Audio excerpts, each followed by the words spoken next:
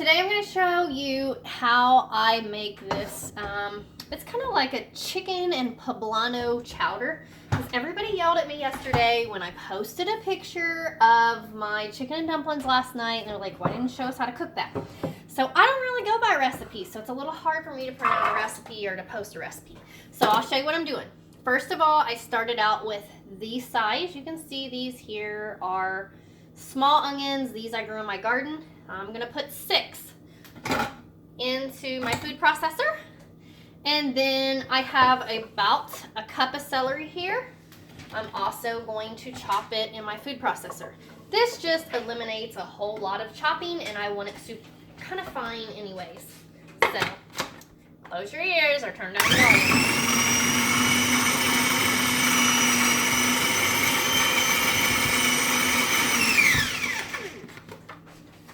When the onion decided he wasn't going to get chopped. So I have back here a pan, a good, I think it's 6 quart. I'm going to put the olive oil in there. Should have already put that in there, but the pan was already heating. And I am going to go ahead and put this celery and onion in here. Oops, there's a piece that didn't get chopped. If you want a chunkier soup, you by all means can, do yours in bigger chunks. If you want it finer, do it finer. It doesn't matter. Then I have about probably a cup and a half of carrots here that I'm going to put into the food processor again. And then I have half of a sweet red bell pepper that's going into the food processor. So, about a cup and a half of onions, a cup of celery, I'd say, and a cup of carrots, and about a half a cup of sweet red bell pepper.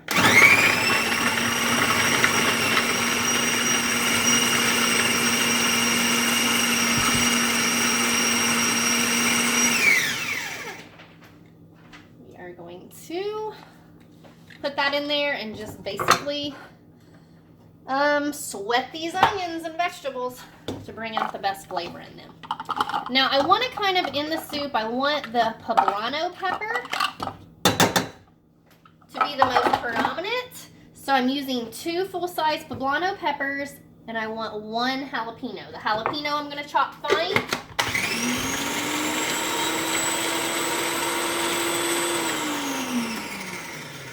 And the poblano I'm actually going to dice up because I want it to be a little bit more bigger and more predominant in the chowder than the rest of the vegetables. So here on the poblano, I'm just going to cut them in half, remove the seeds, and then chop them up, maybe about a 1/4 inch dice. Last time somebody asked me about the knives I use. This is one of my favorite brands, is Victorinox, and I love this super flexible blade. This is what, I just grabbed this today. No, I don't cut right. It was like one of the first disagreements that my husband and I had when we got married was, he went to the Culinary Institute of America. He uses the knife correctly. I went to Mama's cooking school, and we don't use knives correctly. So, but I just grabbed this knife. This is actually what I use for processing meat a lot. So, I would say more on the 1/2 inch is I'm going to do here on this poblano.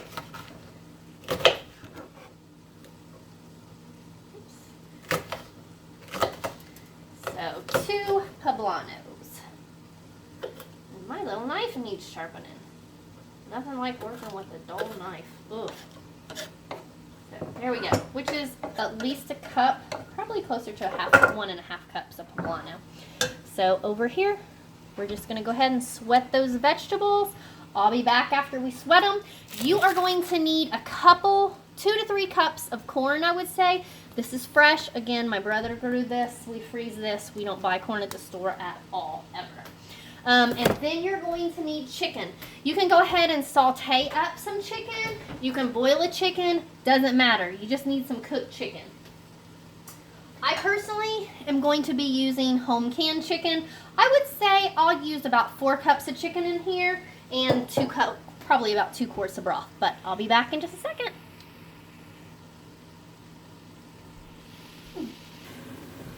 Okay, so I have sweated these veggies for several minutes.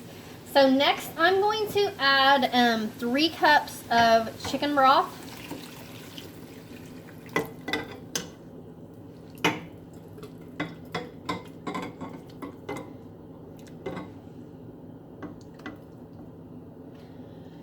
And I'm going to put in a little dash of turmeric powder.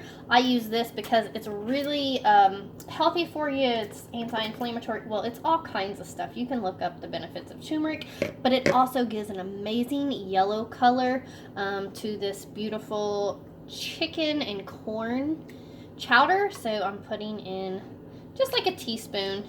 A little goes a long way with that as far as color, but it does have health benefits. Next, I'm going to put in about 2 teaspoons of cumin powder.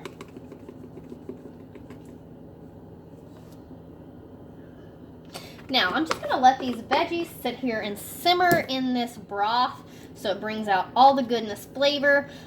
Virtually, I don't want these veggies to be prompt or firm or predominant in the soup, so I'm just letting these cook.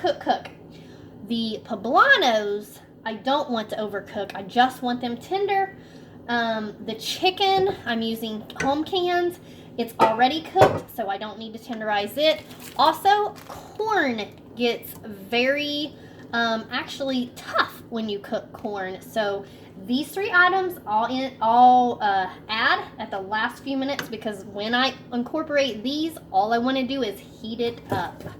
And then lastly, we will add some milk. You could use half and half. I have whole milk. I'm using whole milk for this. So we're just going to let this hang out and simmer here for probably a good 20 minutes.